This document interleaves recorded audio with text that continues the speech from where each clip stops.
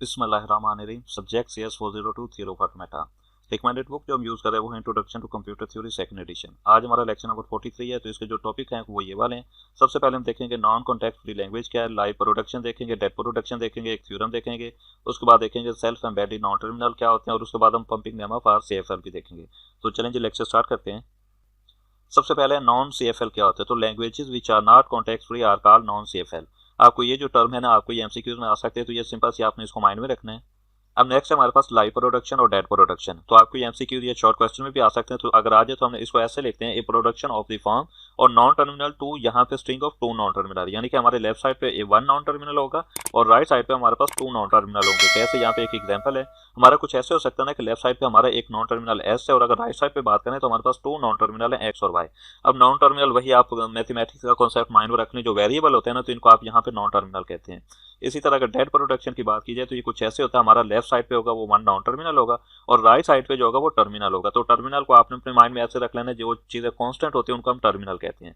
अब अगर इसकी एग्जांपल की बात करें तो कुछ ऐसे होगी कि हमारे लेफ्ट साइड पे कोई भी नॉन टर्मिनल, यानी S होना लाजमी नहीं, यहाँ पे X भी हो सकता है, कुछ भी हो सकता है, और यहाँ पे भी A होना लाजमी नहीं, यहाँ पे B भी हो सकता है, C भी हो सकता है, कुछ भी हो सकता है। तो इस तरह की जो प्रोडक्शन होगी उनको हम डेड प्रोडक्शन कहेंगे। अब आपने ये नोट करना है, ये जो CFG है ना, ये CNF फॉर्म है। तो CNF फॉर्म यानी चमुस्की नॉर्मल फॉर्म, अगर आप उसकी बात करें तो यहाँ जो होती है ना उनकी फॉर्म, वो बिल्कुल इन दोनों में से एक हो सकती है। वो या तो दोनों हो सकती है या दोनों में से एक हो सकती है, दोनों आना लाजमी नहीं है।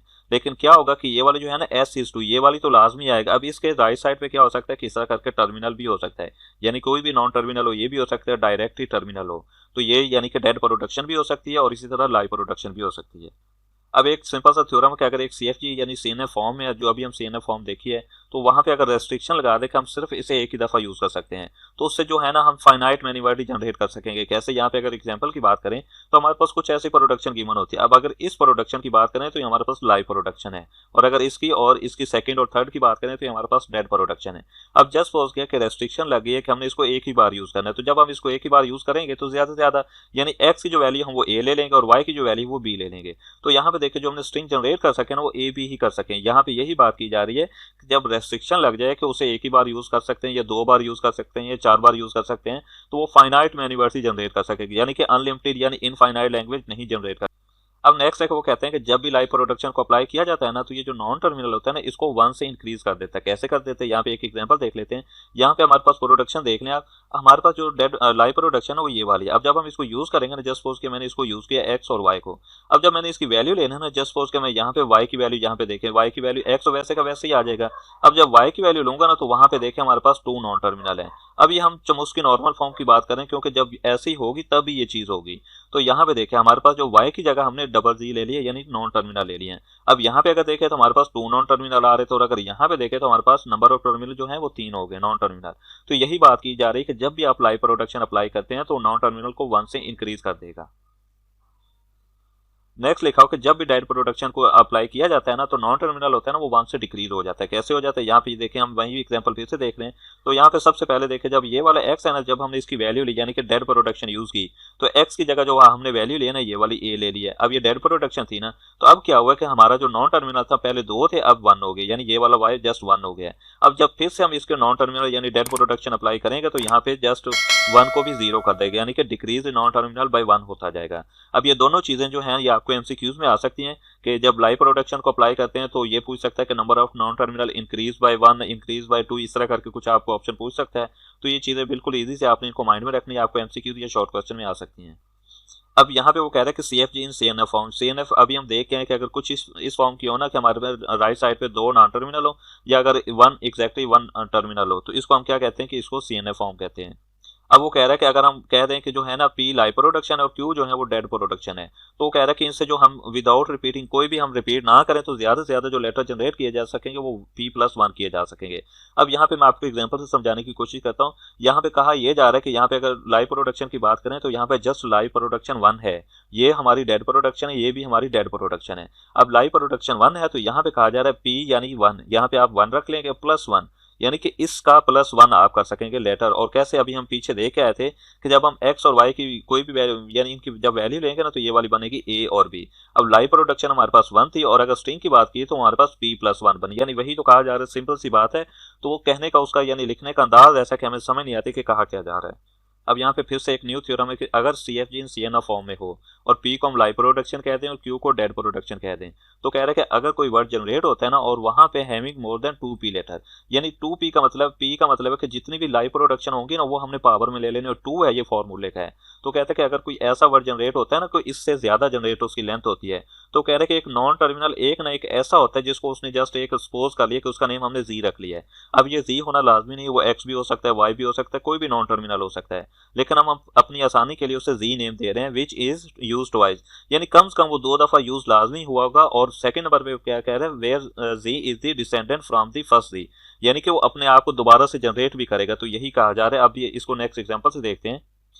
यहाँ पे देखें हमने एक डेरिवेशन ट्री बनाया हो, तो यहाँ पे देखें, अगर देखें यहाँ पे हमारे पास जो लाइव प्रोडक्शन है, एक ये लाइव प्रोडक्शन हो गई और इसी तरह एक ये लाइव प्रोडक्शन हो गई, तो हमारे पास लाइव प्रोडक्शन कितनी हो गई, 2 हो गई, और हम इसको डिनोट किससे कर रहे हैं, P से कर रहे हैं। और अगर डेड प्रोडक्शन की बात करें 1 2 और इसी तरह ये 3, तो हमारे पास डेड प्रोडक्शन है वो 3 है। अभी अगर स्ट्रिंग लेंथ की बात करें तो हमारे पास 3 है। अब वो जो उसने फॉर्मूला कहा था ना 2 की पावर P, अब ये पावर जो है ना ये हमारे पास बेसिकली हमने देखने की कितनी लाइव प्रोडक्शन है, तो हमारे पास जो लाइव प्रोडक्शन है वो 2 है। अब ये 2 की पावर 2 करेंगे ना तो ये 4 हो जाएगा।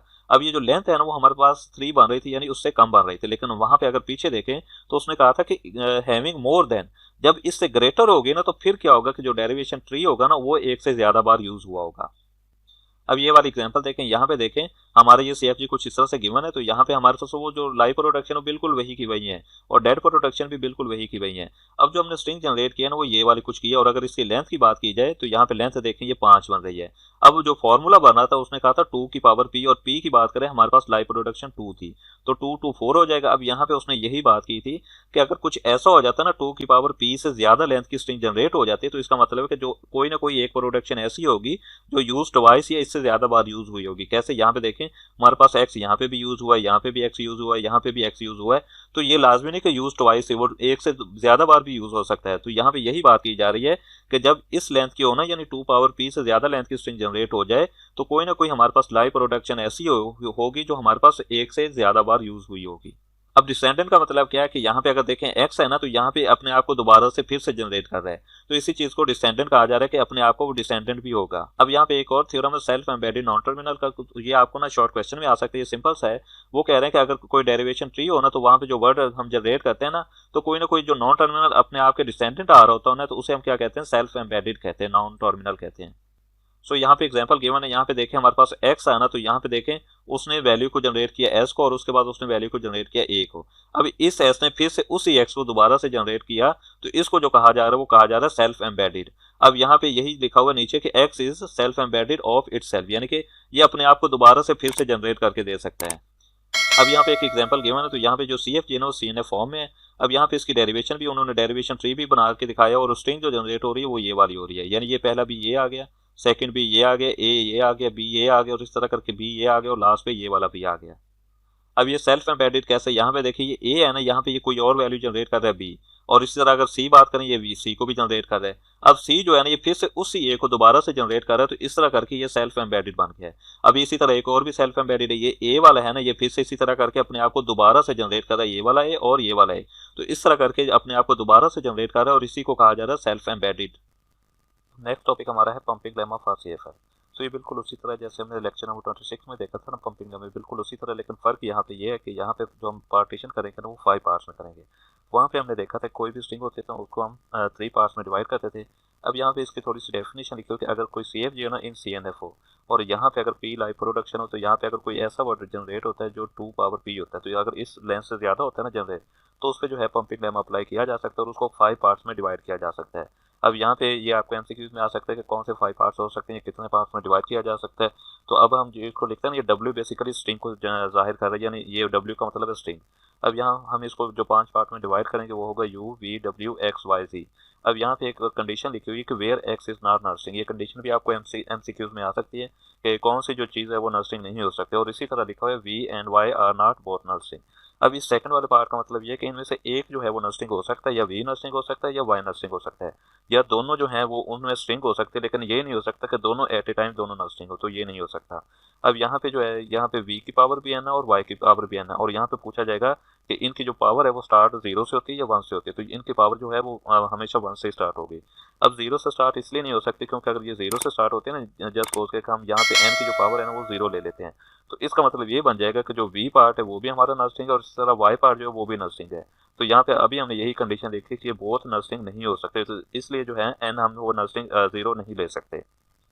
अब इसकी एग्जांपल देख लेते हैं कि इनको हमने कैसे पार्टीशन वगैरह करनी है। तो यहाँ पे जस्ट सपोज कि हमारे पास स्ट्रिंग है ना, ये वाली कुछ स्ट्रिंग है, तो यहाँ पे इसको कहा जा रहा है W यानी वर्ड कहा जा रहा है। अब इसको हम मुख्तलिफ पार्ट्स में अपनी मर्जी से डिवाइड कर सकते हैं, ये नहीं कि हमने उनकी मर्जी से करना, हमने अपनी मर्जी से इनको जितने भी पार्ट्स में डिवाइड करना चाहें कर सकते हैं। लेकिन कंडीशन ये फॉलो करनी है कि एक्स है वो भी नल स्ट्रिंग नहीं होना चाहिए और वी और वाई दोनों at a time null string नहीं होने चाहिए। अब ये कुछ पॉसिबल कंडीशन हो रही है जो मैं मतलब इनको डिवाइड कर सकता हूँ, तो आप अपनी मर्जी से इनको किसी भी पार्ट्स में डिवाइड कर सकते हैं। अब यहाँ पे जो है ना यू वो नल स्ट्रिंग है, वी की बात करें तो ये वाली स्ट्रिंग का पार्ट आ गया और अगर एक्स की बात करें तो ये वाला आ गया। अब यहाँ पे वाई जो है ये हमने नल स्ट्रिंग ले लिया है, यानी यही बात की जा रही है कि जो वाई है ना हम एक है वो नल स्ट्रिंग ले सकते हैं, दोनों एट ए टाइम नहीं ले सकते। अब यहाँ पे सेकंड केस की बात करें तो वो कुछ ऐसे हो सकता है कि यहाँ पे हमने यू में ये डबल ए ले लिया, वी में ये पार्ट आ गया, एक्स में ये पार्ट आ गया, वाई यहाँ पे भी नल स्ट्रिंग है और इस तरह जी तो पहले भी नल स्ट्रिंग था अभी भी नल स्ट्रिंग है। अब ये थर्ड केस क्या हो सकता है कि हम ये होता है कि यू है उसे हम नल स्ट्रिंग ले लें, वी में जस्ट ये वाला ले लें, एक्स में ये वाला ले लें और वाई में ये वाला ले लें, यानी ना तो वी नल स्ट्रिंग है ना ही वाई नल स्ट्रिंग है, दोनों ही नल स्ट्रिंग नहीं है। अब जो लास्ट केस है ना वो कुछ इस तरह है कि जो यहाँ पे देखें हमने जो वी है वो भी नल स्ट्रिंग ले लिया और वहाँ यहाँ पे वाई भी नल स्ट्रिंग ले लिया है, तो यही बात की जा रही है कि जो वी और वाई दोनों null string at a time null string नहीं हो सकते। और यहाँ पे एक और इशू है कि यहाँ पे अगर एक्स की बात कीजिए तो वो भी नल स्ट्रिंग है। जस्ट सपोज कि अगर ये एक्स जो है नल स्ट्रिंग ना भी होता ना, जस्ट सपोज कि इधर ए होता तो फिर भी ये नॉट अलाउड था, यानी इसको हम नहीं लिख सकते थे। यहाँ पे यही पॉइंट उन्होंने मेंशन किए, तो ये आपने माइंड में रखना, ये एमसीक्यू या आपको शॉर्ट क्वेश्चन में आ सकते हैं।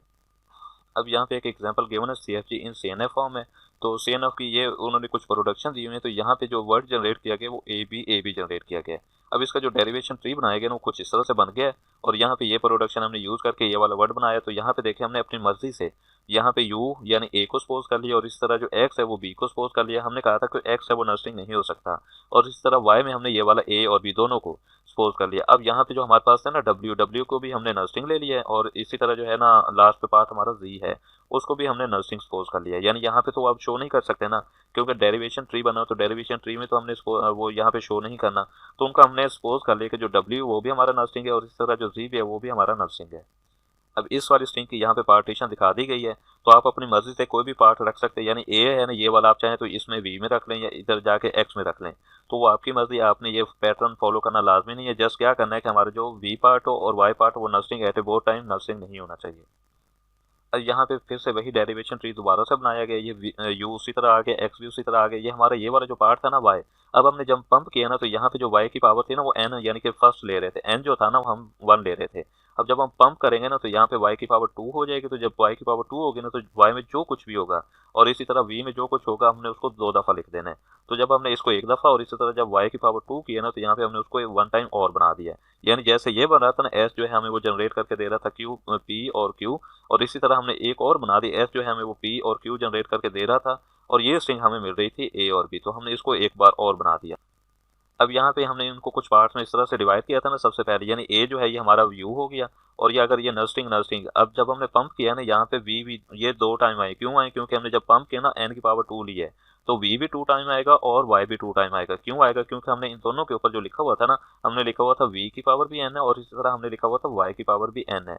तो जब दोनों का अगर हम एन को 2 कर देंगे तो इसका मतलब वी भी 2 टाइम आएगा और वाई भी 2 टाइम आएगा। तो जब जो था हमारा वी उसमें तो हमने लिया ही नल स्ट्रिंग था तो उसको हमने 2 टाइम लिख दिया और इसी तरह जो बाकी पार्ट थे वो सेम एज इट इज आ गए। लेकिन यहाँ पे जब हमने वाई लिया था ना वो ए बी लिया था, तो ए बी लिया तो 1 टाइम और आ गया और ये लास्ट पे जो था हमारा ये जी करेक्टर था ये भी नल स्ट्रिंग था, तो नल स्ट्रिंग हमें लिखने की जरूरत नहीं है। अब बाकी जो हमारी स्ट्रिंग बनेगी वो कुछ इस तरह से ही बनेगी।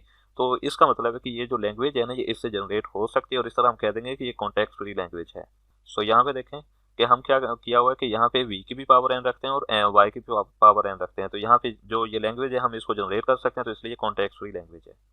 सो यहाँ पे जनरलाइज कर दिया गया कि अगर कोई ऐसी इस कंडीशन को फॉलो कर जाए ना यानी सेटिस्फाई कर दे, अगर यानी कि इसको हम पंप करें, यानी n की जो पावर है इसको 1 2 3 करें, तो जब वो पंप करके भी लैंग्वेज का पार्ट होना, तो हम कह देंगे कि language generated by the given CFG is context free language. अब यहाँ पे छोटा सा नोट है कि जो पंपिंग लेमा है ना, वो ऑल कॉन्टेक्स्ट फ्री लैंग्वेज से सेटिस्फाई हो जाता है। यानी उसका मतलब है कि जो कॉन्टेक्स्ट फ्री लैंग्वेजेस होंगी ना, वो पंप जो है उसको सेटिस्फाई कर जाएगा और हम कह देंगे कि ये कॉन्टेक्स्ट फ्री लैंग्वेज है। लेकिन जहाँ पे कॉन्टेक्स्ट फ्री लैंग्वेज जो पंपिंग लेमा ये सेटिस्फाई ना हो सके, यानी जो लैंग्वेज जनरेट हो वो लैंग्वेज का पार्ट ना हो, तो हम कह देंगे कि ये जो कॉन्टेक्स्ट फ्री लैंग्वेज ये कॉन्टेक्स्ट फ्री नहीं है। अब यहाँ पे एक एग्जांपल गिवन है, तो यहाँ ये एग्जांपल कुछ इस तरह से है। हमने पीछे जब pumping lemma for regular languages किया था, तो वहाँ पे हमने देखा था a पावर n और इसी तरह b पावर n देखा था। ये लेक्चर नंबर 26 है, तो यहाँ पे मैं इसकी डिस्क्रिप्शन में दे दूंगा, तो वहाँ से आपने लेक्चर देख लेना। वहाँ पे हमने इस लैंग्वेज को अच्छी तरह से प्रूव किया था कि ये नॉन रेगुलर है। अब इसी तरह नॉन कॉन्टेक्स्ट फ्री लैंग्वेजेस भी है, तो इसको हमने प्रूव कैसे किया, इसको भी बिल्कुल उसी मेथड से प्रूव कर सकते हैं कि जब हम इसको पंप करते हैं ना, यानी यहाँ पे देखें अगर हमने v की पावर 2 की उसी तरह y की पावर भी 2 की है ना, तो इस लैंग्वेज का पार्ट ही नहीं बनेगा। कैसे नहीं बनेगा, आगे उन्होंने इसकी रीजन लिखी हुई है, लेकिन आप इस वीडियो को भी देख लीजिएगा। लेक्चर नंबर 26 में इधर कॉर्नर में दे दूंगा, वहां से आप देख लीजिएगा। अब ये उन्होंने कंडीशन लिखी हुई है कि ये जो है नॉन कॉन्टैक्ट फ्री लैंग्वेजेस क्यों नहीं है, क्योंकि ये इस तरह करके ए भी है, ये 1 टाइम ही आएगा, लेकिन यहाँ पे 2 टाइम आएगा, आ जाएगा जब आप इसको पंप करेंगे। इसी तरह ये जो है ना सब स्ट्रिंग, ये BC भी जस्ट 1 टाइम आएगी, लेकिन यहाँ पे जब आप पंप करेंगे ना, तो वो भी 2 टाइम 3 टाइम आ जाएगा। तो और इसी तरह ये बाकी 2-3 पॉइंट ये भी बिल्कुल उसी तरह, तो इसके लिए आप लेक्चर नंबर 26 देख लें, वहाँ से आपको क्लियर हो जाएगा। तो जब सारे पॉइंट चेक कर लेंगे, तो हम कह देंगे कि pumping lemma is not satisfied, hence L is not CFL। यानी लैंग्वेज का नाम लिया जा रहा है कि कॉन्टेक्स्ट फ्री लैंग्वेज नहीं है। तो अगर वो सेटिस्फाई कर जाए तो हम कह देते हैं कि लैंग्वेज जो है कॉन्टेक्स्ट फ्री है, और अगर वो सेटिस्फाई नहीं कर सके तो हम कह देते हैं कि वो नॉन CFL है, यानी नॉन कॉन्टेक्स्ट फ्री लैंग्वेज है। अब यहाँ पे जो हमने लेक्चर नंबर 26 में पंपिंग लेमा पढ़ा था ना, उसको डिस्क्राइब किया जा रहा है कि उसको हम 3 पार्ट्स में डिवाइड करते हैं। अभी हमने देखा था जो पंपिंग लेमा फॉर CFL है ना, उसको हम 5 पार्ट्स में डिवाइड करते हैं, लेकिन वहाँ पे आपको याद होगा कि हम उसको 3 पार्ट्स में डिवाइड करते थे। और यहाँ पे जो होता था ना, हमारा y सिर्फ होता था, y की पावर n होता था, और यहाँ पे भी n की पावर 1 2 3 एंड सो ऑन है। तो यहाँ पे भी पावर जो है ना वो 0 नहीं हो सकती। अब यहाँ पे इन दोनों का सिर्फ डिफरेंस है, वो बताया जा रहा है कि ये जो CFL है इसमें हम 5 पार्ट्स में डिवाइड करते हैं, और यहाँ पे 2 चीज़ों की पावर n होती है, एक तो v की पावर n और एक इसी तरह y की पावर n। तो जब आप n की पावर चेंज करेंगे ना, तो v को भी आपको चेंज करना पड़ेगा, इसी तरह y को भी चेंज करना पड़ेगा। अब नेक्स्ट इन दोनों का कुछ डिफरेंस ही बताया जा, और यहाँ पे बताया जा रहा है कि जब सर्किट होगा तो फिर ही वो क्या होगा, एक्सेप्ट हो सकेगा। तो सर्किट हमने वो 26 लेक्चर में उसकी भी बात की थी कि कैसे हम उसको एक्सेप्ट करवा सकते हैं, तो वो लेक्चर आप लाजमी देख लीजिएगा, तो आपके ये कॉन्सेप्ट क्लियर हो जाएंगे। अब यहाँ पे एक pumping lemma for regular languages modify हमने किया था ना लेक्चर नंबर 26 में, तो इसी तरह ये जो है ना पंपिंग लेमा फॉर CFL, इसको भी मॉडिफाई किया गया है, क्योंकि कुछ केसेस में ऐसा होता है कि वो सेटिस्फाई हो जाता है, नॉन कॉन्टेक्स्ट फ्री लैंग्वेजेस में भी सेटिस्फाई हो जाता है। तो क्या है कि वहाँ पे हमें जो पंपिंग लेमा वर्जन 2 है ना, वो यूज़ करना पड़ता है। तो वो यूज़ करने के लिए उसकी कंडीशन कुछ ऐसे ही है, बिल्कुल उसी तरह जैसे हमने पंपिंग लेमा 2 देखा था ना वर्जन 2 इनफाइनाइट लैंग्वेजेस के लिए, तो ये बिल्कुल उसी तरह है। यानी यहाँ पे कंडीशन जो लगा दी गई वो ये लगा दी गई कि v, x और y, ये जो 3 पार्ट में जो कुछ भी आपने रखा होगा ना, वो लेस देन और इक्वल टू होना चाहिए किसके, 2 पावर p। 2 पावर p अभी हम पीछे देखे हैं कि जो होती है ना p, ये p हमारी लाइव प्रोडक्शन होती है। जस्ट सपोज कि अगर ये प्रोडक्शन है x और इसी तरह y, तो ये हमारी लाइव प्रोडक्शन और ये 1 है। इतनी जैसे ही आपकी जितनी भी प्रोडक्शन होगी वो आपकी p होगी, वो आपकी लाइव प्रोडक्शन होगी, तो आपने 2 की पावर वो रख लेनी है। और यहाँ पे जो भी आप पार्ट रखेंगे ना, ये इस तरह करके v, ये हमारा v, x और y, ये 3 की बात हो रही है कि इनमें जो भी स्ट्रिंग में आपने पार्ट रखे हैं ना, वो इनसे लेस देन होने चाहिए। जस्ट सोच के यहाँ पे हमारे पास जो है ना लाइव प्रोडक्शन वो 1 है, यहाँ पे हम क्या करते हैं 2 की पावर 1, या हमारा 2 ही बन जाएगा। और बात की जा रही है कि v, x और y, इसमें जितने भी करेक्टर है ना, वो इससे या तो लेस होने चाहिए या इक्वल होने चाहिए। तो यहाँ पे जस्ट सोच के हमारे अगर करेक्टर कुछ ऐसे आ जाते हैं ना, v में हमने a रखा हुआ था, इसी तरह x की बात करें तो हमने यहाँ पे a रखा हुआ था, और इसी तरह अगर बात करें कि y में हमने जो रखा हुआ था ना, वो रखा हुआ था b। अब यहाँ पे बात करें तो ये हो गया 1 2 3 और 4। अब ये वाला जो है 4 बन गया, तो यहाँ पे इसका मतलब है कि ये कंडीशन को सेटिस्फाई नहीं कर रहा। वो यही कह रहा था कि ये जो है ना इन तीनों के पार्ट्स को मिला के जो बनेगी लेंथ आपकी, वो इससे कम होनी चाहिए, लेकिन ये यहाँ पे कम नहीं हो रही। तो इस तरह हम अगर कोई ऐसी चीज़ आ जाए तो हम कह देंगे pumping lemma 2 is not satisfied, thus the CFL is not context free language. अब ये वाली फिर से वही उसी तरह की एग्जांपल है, तो इसको भी आप लेक्चर नंबर 26 से देख के इजीली आपको। अब नेक्स्ट एक और एग्जांपल गिवन है, यहाँ पे है इवन ए, यानी कि इवन आएंगे, ए जब भी आएंगे ना इवन टाइम में आएंगे, तो यहाँ पे मेंशन उसको डिफरेंट तरह से किया गया, ए और एन, या फिर इसको ऐसे भी लिख सकते हैं a पावर 2n, या फिर अगर हम वैसे लिखना चाहें तो ऐसे लिखेंगे 2 time 4 time 6 time and so on. तो इस तरह की लैंग्वेज को इवन ए कहा जा रहा है। अब इसकी CNF जो है ना वो कुछ इस तरह से गिवन है, तो इसका जो नेक्स्ट बना हुआ है PDF वो कुछ इस तरह से होगा। अब ये भी हो सकता है कि आपको PDF दे दे और आपको कहे कि इसको कन्वर्जन फॉर्म में कन्वर्ट करें, तो कन्वर्जन फॉर्म में कन्वर्ट करने के लिए मैंने पिछले लेक्चर में शायद 41 था, तो उसकी लिंक मैं यहाँ पे दे दूंगा, आप उसको देख लीजिएगा तो आपको ये बनाना आ जाएगा। तो यहाँ पे उन्होंने इसको कन्वर्जन फॉर्म में भी कन्वर्ट किया हुआ है। अब मैं यहाँ पे आपको नहीं सिखा सकता क्योंकि ये काफ़ी लेंथी है, तो आप वहाँ से 41 लेक्चर से देख लीजिएगा। और इसी तरह इसका समरी टेबल भी गिवन है, तो समरी टेबल भी हमने शायद 41 में ही देखा, तो यहाँ पे मैं कॉर्नर पे लिंक दे दूंगा, आप वहाँ से देख लीजिएगा। तो इस तरह के यहाँ पे जो आपको क्वेश्चन आएगा ना, इतने लेंथी नहीं आएगा। अगर आपको समरी टेबल भी बनाना आया ना, यानी कि समरी टेबल हमने किससे बनाना होता है, हमने इससे कन्वर्जन फॉर्म से बनाना होता है। सबसे पहले हम क्या करते हैं कि अगर हमें PDF गिवन होता है ना, तो जो हमें ज़्यादा से ज़्यादा दिया जाएगा वो ये होगा कि PDF गिवन होगा और हमें कहा जाएगा कि इसे कन्वर्जन फॉर्म में कन्वर्ट करें।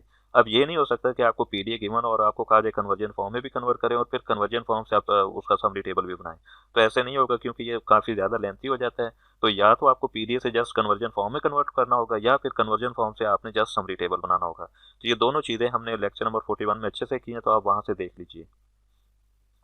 अब ये वाला क्वेश्चन आपसे पूछा जा सकता है कि एक्स और वाई किसको डिनोट करते हैं, तो यहाँ पे ये हमने पिछले लेक्चर में भी देखा था कि ये स्टार्ट, रीड, हेयर और एक्सेप्ट स्टेट है, इनको एक्स और वाई से डिनोट किया जा सकता है। और इसी तरह इनको जॉइंट ऑफ द मशीन भी कहा जा सकता है। और री जो होता है वो हमारा करेक्टर होता है, स्टैक के टॉप पे जो भी करेक्टर होता है उसे हम री कहते हैं। अब ये क्वेश्चन हो सकता है, ये बहुत ही कम लोगों को आएगा कि आपको एक समरी टेबल गिवन हो और आपको कहा जाए कि आप इसे CFG बनाएं। तो CFG के लिए हमने देखा था पिछले लेक्चर में, रूल नंबर जो 1 था ना वो हमारा कुछ इस तरह से था कि हम हमेशा S इज टू नेट लिख के, यानी ये स्टार्ट इससे स्टार्ट हो रहा है और इस पे जाके एंड हो रहा है एक्सेप्ट पे, और जो पॉप किया जा रहा है वो हमारा डॉलर किया जा रहा है। तो इस तरह करके आपको अगर आया भी ना तो ज़्यादा से ज़्यादा 4 या 5 या 6 रो आएगा, इससे ज़्यादा लेंथी नहीं आएगा। तो इसको मैं जल्दी से आपको बनाना सिखा देता हूँ। तो सेकंड नंबर पे अगर जो केस की बात करें ना, तो जो वो केस जहाँ पे हमारा कुछ भी नहीं हो रहा था, तो वो तो बनाने बिल्कुल आसान है, हमने वो पिछले लेक्चर 42 में भी देखा था, तो वहाँ से आप देख लीजिएगा। हम इसको कैसे लिखते थे, हम इसको ऐसे लिखते थे कि नेट लिख के और हेयर यानी किस स्टेट से, इस हेयर से, और कॉमा लगा के कौन सी स्टेट पे जा रहा है, रीड 1 पे जा रहा है, और कॉमा लगा के कौन सी चीज़ पॉप हो रही है। यहाँ पे पॉप की बात कीजिएगा तो ए हो रहा है, तो यहाँ लिखा गया है कहाँ से जा रहा है और कहाँ पे पहुँच रहा है, और पॉप क्या किया जा रहा है, ए को। और यहाँ पे एरो लगा के रॉ 4 कौन सी है, ये वाली रॉ है। इसी तरह हम इसका भी लिख देंगे रीड 2 और स्टेट का नेम, उसके बाद कहाँ पे जा रहा है, एक्सेप्ट स्टेट के ऊपर, और जो पॉप किया जा रहा है वो डॉलर को किया जा रहा है। और अगर रॉ नंबर की बात कीजिए वो रॉ नंबर 9 है, यहाँ पे हमने वही मेंशन कर देना है। तो ये अगर इस तरह होना कुछ भी ना किया जा रहा हो तो वो बनाना बिल्कुल ईजी है, वो हम इस तरह से बना सकते हैं। लेकिन अगर कुछ किया जा रहा हो, जैसे इसमें भी कुछ किया जा रहा है, इसमें भी कुछ किया जा रहा है, तो इसका मेथड जो है वो थोड़ा सा लेंथी है, वो भी आपको लेक्चर नंबर 42 से मिलेगा, तो आप लेक्चर नंबर 42 यहाँ से देख लीजिए। अब जब हम रॉ नंबर 1 के लिए लिखेंगे ना तो कुछ ऐसे लिखेंगे, नेट स्टार्ट एक्स और डॉलर, ये इस वाले को लिखा जा रहा है, इस वाले को लिख के उसके बाद एरो का निशान लगा के रॉ 1 और नेट। अब यहाँ पे जो एक्स और वाई है ना, यहाँ पे बेसिकली हमारे एक्स और वाई आते हैं, एक्स और यहाँ पे वाई यहाँ पे है हेयर हो सकता है, रीड 1 हो सकता है या रीड 2 हो सकता है। और अगर एक्स की बात की जाए वो हेयर हो सकता है, रीड 1, रीड 2 और एक्सेप्ट हो सकता है। तो यहाँ पे इन स्टेट के नाम लिखेंगे और इस तरह करके हम ये रॉ 1 के क्रॉसपॉन्डिंग ये वाली रॉ बना देंगे। अगर ये आपको समझ नहीं आती तो आपको ये लेक्चर नंबर 42 देखें, वहाँ से आपको इजीली समझ आ जाएगी। और रॉ 2 की बात करें तो हमें ये कुछ इस तरह से प्रोडक्शन लिखनी होगी, यानी रॉ 2 लिख के यहाँ पे हेयर वाई और इस तरह करके ये चीज़ें हम लिखते जाएंगे और इस तरह करके हम टेबल कंप्लीट करेंगे। क्योंकि ये जो क्वेश्चन है ये आपको एग्जाम में इतना ज़्यादा नहीं आता, तो इसलिए मैं आपको नहीं कंफ्यूज नहीं करना चाह रहा। अभी जो हम क्वेश्चन कर रहे थे ना, इसकी बेसिकली 44 प्रोडक्शन बननी है और उसके साथ हमें 9 प्रोडक्शन और भी ऐड करना पड़ेगी। तो यहाँ से आप अपना अंदाज़ा लगा लें कि अगर 44 प्रोडक्शन बननी है तो इस तरह का क्वेश्चन आपको एग्जाम में तो नहीं आ सकता। और 9 प्रोडक्शन और कौन सी ऐड करनी है, ये वाली जो लिखी हुई है ना, ये आपको यहाँ से मिल जाएंगी। ये 9 प्रोडक्शन है ना, ये है ना रीड वर्ड किया हुआ, तो ये सारी यहाँ के उन्होंने प्रोडक्शन उठा के 9 प्रोडक्शन लिख दिए हैं। अभी देख रहे थे कि किस तरह के क्वेश्चन आपको इस लेक्चर से आ सकते हैं। तो सबसे पहले क्या है कि आपको लाइव प्रोडक्शन या डेड प्रोडक्शन का पूछा जा सकता है।